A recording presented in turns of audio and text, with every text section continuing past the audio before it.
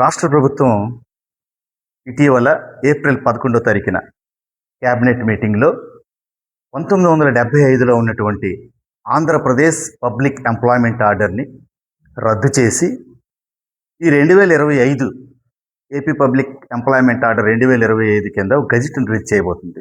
దానికి క్యాబినెట్ ఆమోదం తెలిపింది. ఆ గజెట్లో ఆ తీర్మానంలో ఉన్నటువంటి ఏంటంటే ముఖ్య విషయాలు ఏంటంటే ఆంధ్రప్రదేశ్లో 6 జిల్లా జోన్లు 2 మల్టీ జోన్లుగా ఏర్పాటు చేస్తున్నారు. దీనివల్ల మన శ్రీకాకుళం జిల్లాకు వచ్చిన నష్టం ఏంటంటే ఇక్కడ దయచేసి ప్రజలు ఖచ్చితంగా అర్థం చేసుకోవాల్సినటువంటి అవసరం ఎంతైనా ఉంది. ఉమ్మడి ఆంధ్రప్రదేశ్లో 13 జిల్లాలు ఉన్నటువంటి మనం పాత 12 జిల్లాలని 25 జిల్లాలు చేశారు. సంతోషం.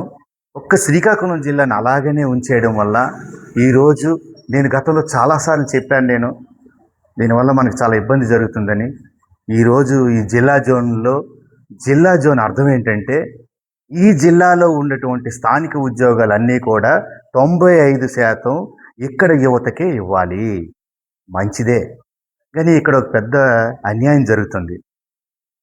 ఉదాహరణకి మన జిల్లా చూసుకుంటే సుమారు 160 నుంచి 170 కిలోమీటర్లు విస్తీర్ణమైనటువంటి శ్రీకాకుళం జిల్లా ఇచ్చాపురం నుండి హెచ్చర్ల వరకు. అంటే ఈ 170 కిలోమీటర్ల దూరంలో ఉన్నటువంటి ఇంత పెద్ద జిల్లాలో ప్రతి జిల్లాని పాత 12 జిల్లాలు 25 జిల్లాలు చేసి మన జిల్లాని చేయకపోవడం వల్ల ప్రతి జిల్లాలో స్థానిక ఉద్యోగాలు 95% ఒక జిల్లా 2 జిల్లాలు అవడం వల్ల దాదాపు 190% వాళ్ళకి వెళ్ళిపోతుంది. ఈ శ్రీకాకుళం జిల్లా పలాస జిల్లా చేయకపోవడం వల్ల యువతకి టఫ్ కాంపిటీషన్.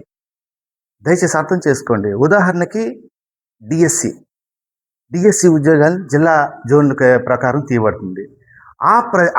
ఆ సమయంలో మన యువతకి ఎంత కాంపిటీషన్ ఉంటుంది, ఎంత అన్యాయం ఇది. ఖచ్చితంగా జిల్లాని ప్రకటిస్తామని కూటమి ప్రభుత్వం చెప్పి చివరి క్షణంలో తప్పించారు. చాలా అన్యాయం.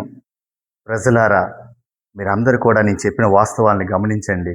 ఖచ్చితంగా మనందరం ఏకమవలసిన సమయం ఆసన్నమైంది. ఖచ్చితంగా పలాసని జిల్లా చేయాల్సిందే. ఇటు పలాస అటు శ్రీకాకుళం ఇద్దరు 2 జిల్లాల్లో యువత అన్ని మిగతా జిల్లాల్లాగా పైకి రావాలంటే మనకి ఇది ఒక అద్భుతమైన అవకాశం. ఎప్పుడు వస్తుంది? ఈ జిల్లాని 2 జిల్లాలు చేయాలి. ఆ జిల్లాలన్నీ చేశారే, చాలా మంచిదే. అక్కడ యువత అంతా మన వాళ్ళే, అందరూ కూడా ఖచ్చితంగా బాగుండాలి. కానీ జిల్లా జోన్ వల్ల ఖచ్చితంగా ఒకే జిల్లా ఉంటే మనకు తీవ్రమైన నష్టం భవిష్యత్తులో ఎదుర్కోబోతున్నాం. ఖచ్చితంగా కూటమి ప్రభుత్వం పలాస జిల్లా చేయాలని నేను డిమాండ్ చేస్తున్నాను.